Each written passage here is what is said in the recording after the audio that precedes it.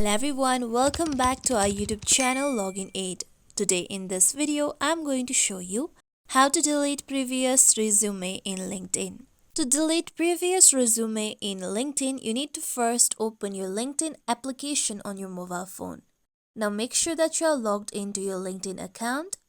Now tap on your profile present on the top left corner. After this, tap on settings present on the bottom left. Now you'll be able to see data privacy option. Tap on data privacy. Now scroll down, then you'll be able to find job application setting. Tap on job application setting.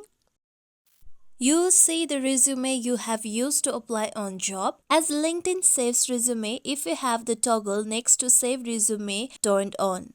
Now to remove this resume, tap on the three dots present on the side of the document. Then tap on delete option. With this, the resume will be deleted.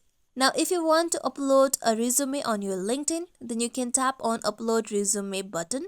With this, you'll be able to upload your resume. This is how we can delete the previous resume in LinkedIn. This is it for tutorial everyone. Hope this tutorial was helpful to you all. If you like today's tutorial, make sure you like, share, subscribe to our YouTube channel for more tutorials like this. Thank you for watching.